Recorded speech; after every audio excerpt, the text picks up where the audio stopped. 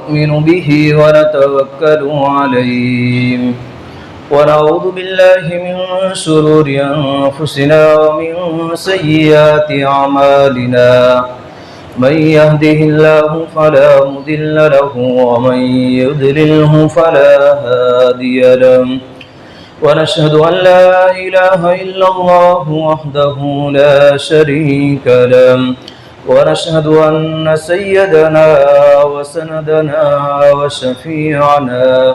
وشفيعنا ومولانا محمدا عبده ورسوله صلى الله تعالى عليه وعلى آله وصحابه وبارك وسلم تسليما كثيرا أما بعد قال الله تبارك وتعالى في الكلام المجيد والفرقان الحميد فأعوذ بالله من الشيطان الرجيم بسم الله الرحمن الرحيم قل إن صلاتي ونسكي ومحياي ومماتي لله رب العالمين صدق الله العظيم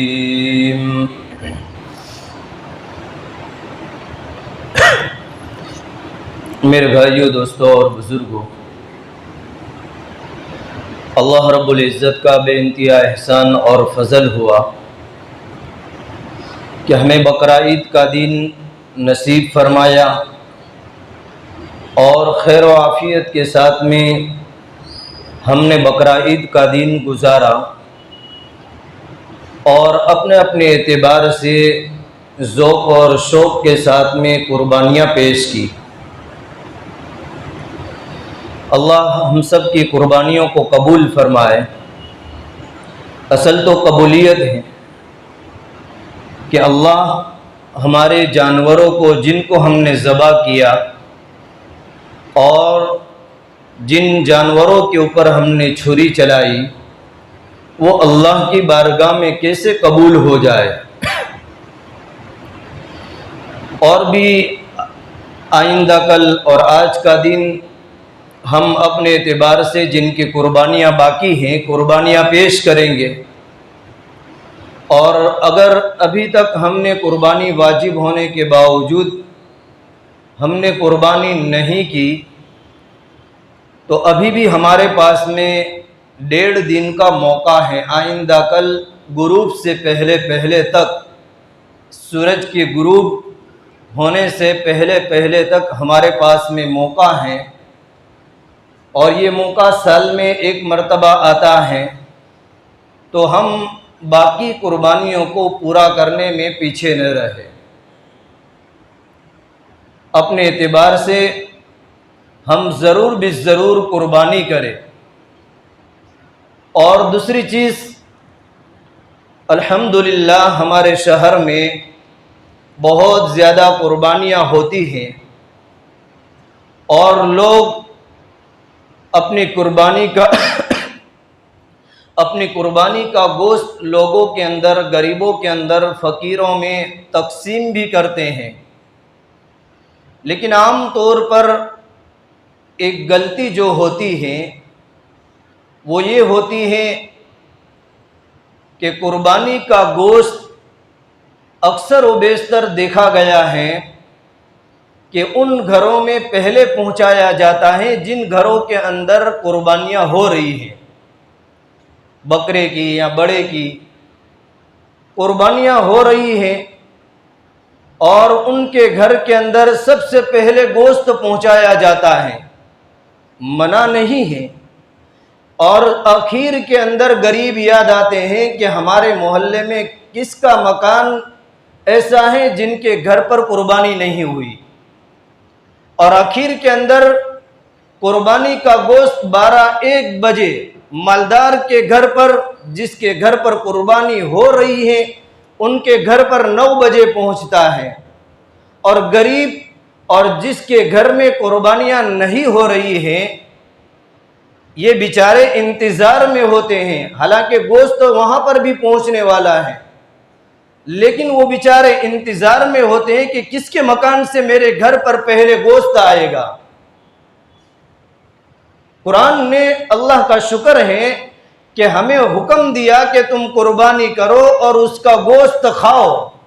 अगर कुरान ये हुक्म दे देता कि तुम कुर्बानी करो और उसको पहाड़ के ऊपर रख करके चले आओ, उसके गोश्त के हाथ न लगाओ, या कुरान अगर हमें ये हुक्म दे देता कि तुम कुर्बानी करो लेकिन उसको गरीब के अलावा कोई नहीं खा सकता है, मुस्तहिक के अलावा कोई नहीं खा सकता है, तो हम क्या कर सकते हैं?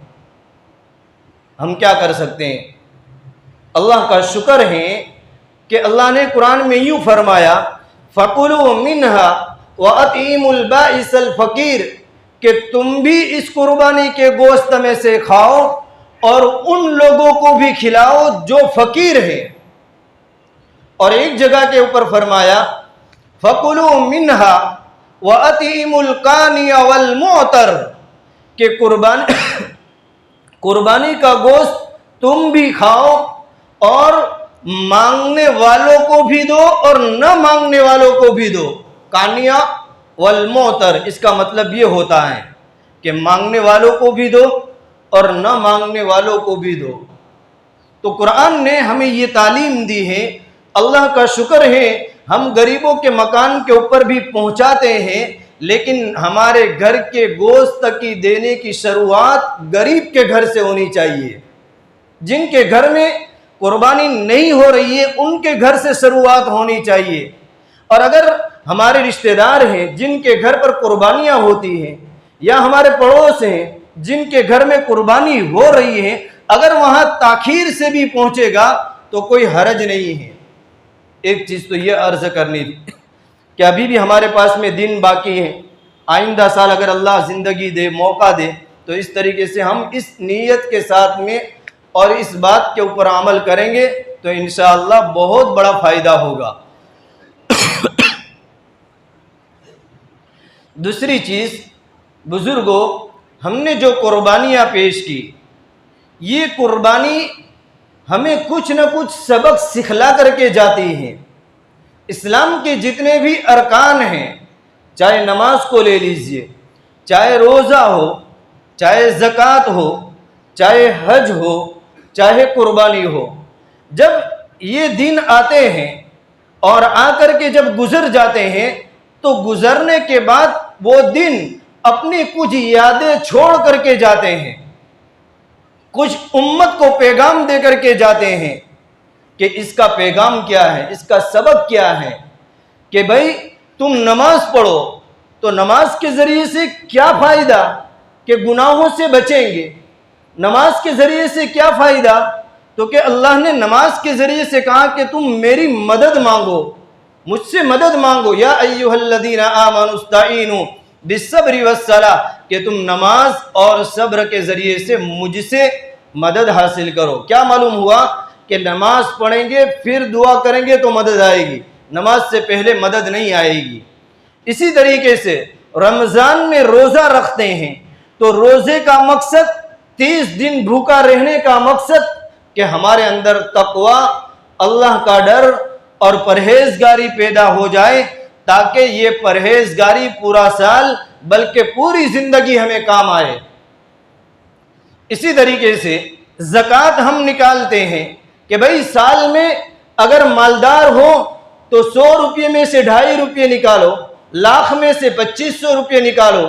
ये क्यों कहा जाता है, इसका पैगाम क्या है, इसका सबक क्या है? इसका पैगाम ये है कि इस माल में से ज़कात इसलिए निकालने को कहा जाता है ताकि माल की मोहब्बत हमसे, जो माल की दिल में मोहब्बत है वो उसमें कमी आ जाए और माल की मोहब्बत दिल में पैदा ना हो।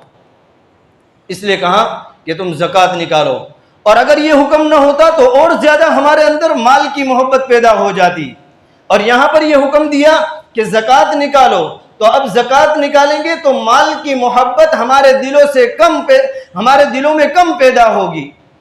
इसी तरीके से हाजी हज के लिए जाता है, जैसे आज हज का आखिरी दिन है, 5वां दिन चल रहा है, शैतान को हाजी इस वक्त कंकरी मार रहे हैं, शैतान को आज और आइंदा कल 13वीं की कंकरी मारेंगे। तो हाजी हज के लिए जाते हैं, हज का इतना बड़ा खर्च करते हैं और हज के अंदर इतनी बड़ी कुर्बानी देते हैं, तो उसका पैगाम क्या है?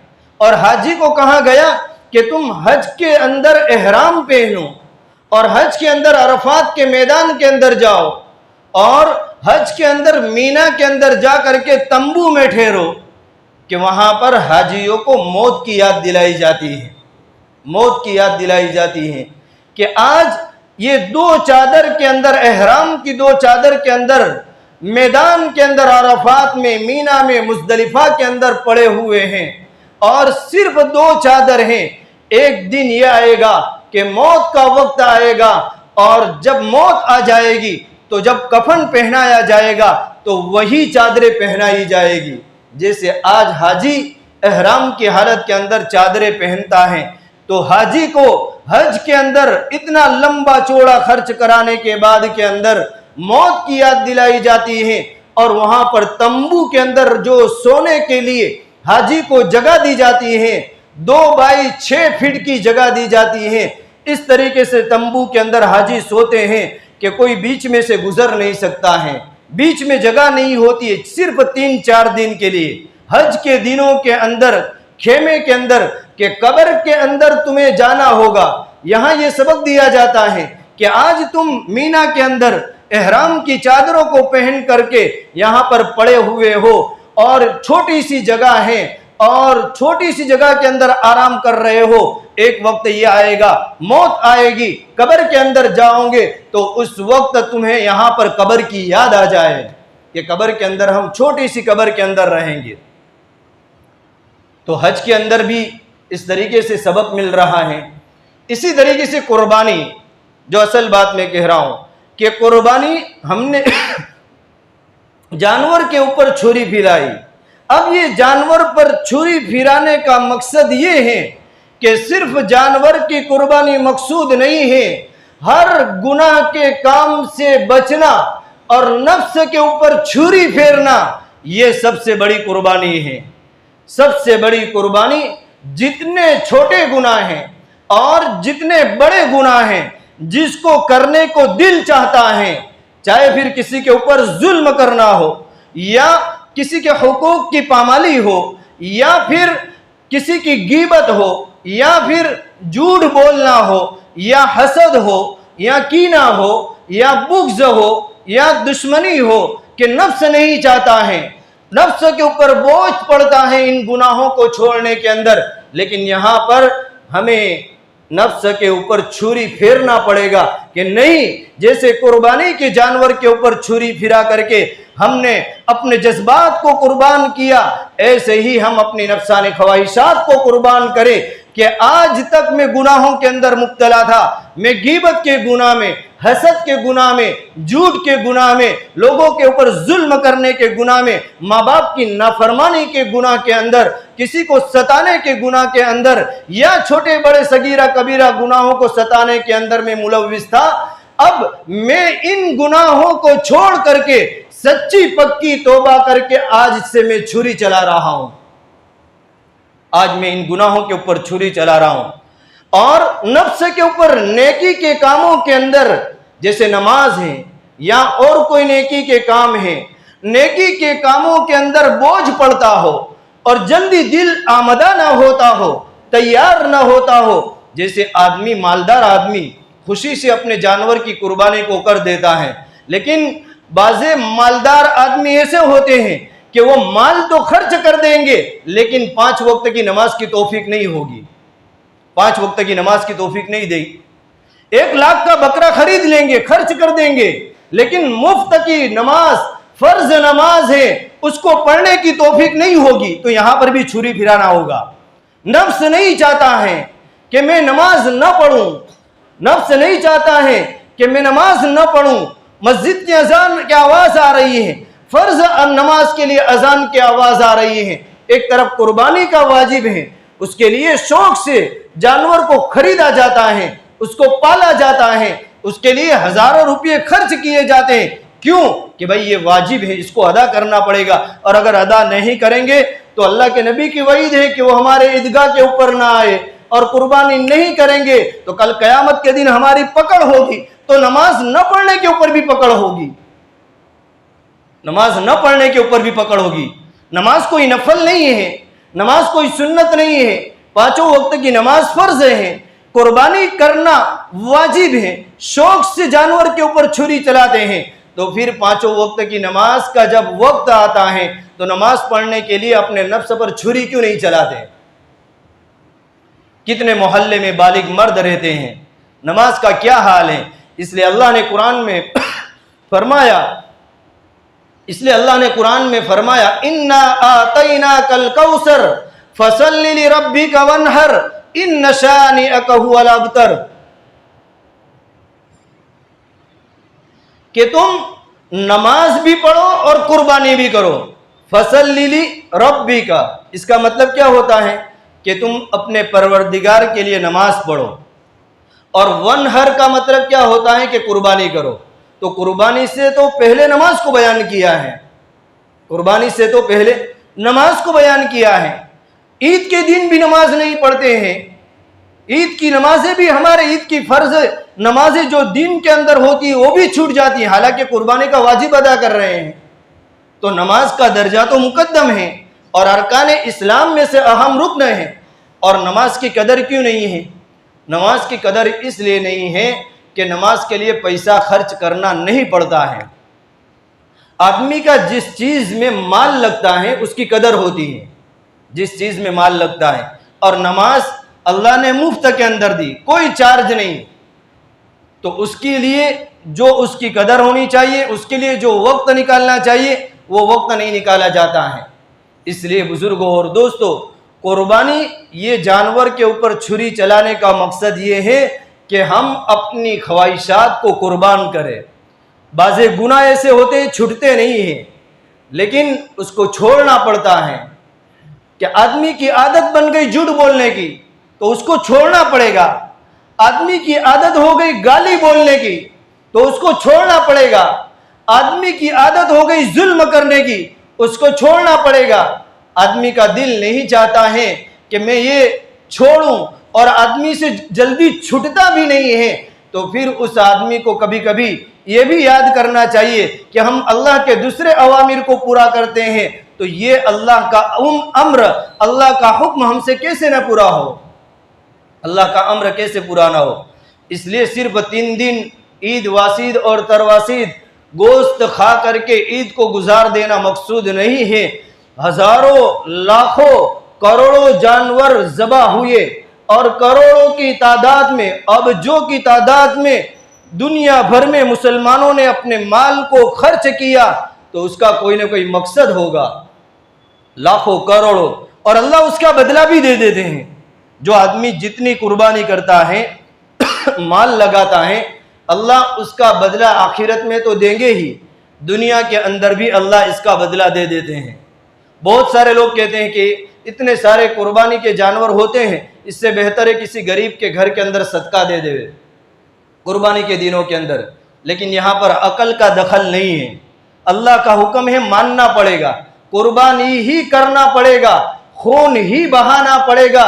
गरीब को सदका देने के लिए दूसरे दिन है, गरीब को सदका देने के लिए और गरीब की मदद करने के लिए दूसरे दिन के अंदर भी, या अपने एतबार से ईद के दिनों के अंदर जायद सदका करे, ईद के दिनों के अंदर, इन दिनों के अंदर।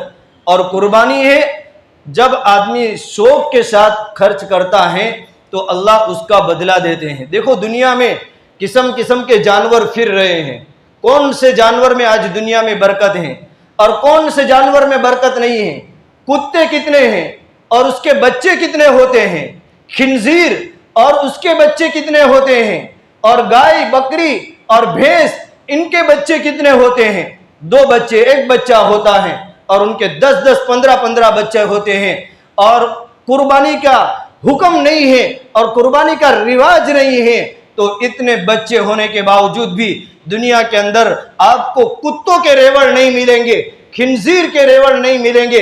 अगर आपको रेवड़ मिलेंगे लाखों करोड़ों की तादाद के अंदर, तो जानवरों के रेवड़ मिलेंगे। गाय, बकरी, भैंस और भेड़ और दुम्बा वगैरह जिनकी अल्लाह के नाम के ऊपर कुर्बानियां होती हैं, उनकी कुर्बानियों के ऊपर आपको रेवड़ मिलेंगे। मक्कतुल मुकर्रमा हुज्जाज किराम करीबन 25 लाख इस साल हज में जा चुके हैं वहां पर। और जितने लोग वहां पर हज के लिए जाते हैं, उन हाजियों के ऊपर शुक्राने की कुर्बानी वाजिब होती है। हाजियों के ऊपर शुक्राने की कुर्बानी वाजिब होती है। अब वहां पर 25 लाख बकरे किस तरीके से ज़बा होते हैं? मक्कतुल मुकर्रमा के अंदर, मीना की वादी के अंदर 25 लाख हुज्जाज किराम, और हर एक हाजी की तरफ से एक कुर्बानी जरूरी है। ऊंट हैं और इसी तरीके से दिगर जानवर हैं, तमाम की कुर्बानियां होती हैं। लेकिन आने वाले साल में ये कभी नहीं सुना कि इस साल जानवर का स्टॉक कम हो गया, इस साल जानवर कम मिलेंगे और इस साल कुर्बानी नहीं होगी, माल को लगा दो, गरीबों को दे दो, इस तरीके से आपको सुनने को नहीं मिलेगा। कहने का मकसद यह है, जितना आदमी लगाएगा उतना पाएगा। और कुर्बानी पर अल्लाह ताला हमें बरकतें अता फरमाएगा। अल्लाह ताला हमारी कुर्बानी को कबूल फरमाए और अल्लाह ताला बाकी के दिनों को भी हमें अच्छी तरीके से गुजारने की तौफीक अता फरमाए और अल्लाह ताला कही सुनी बातों पर अमल की तौफीक अता फरमाए।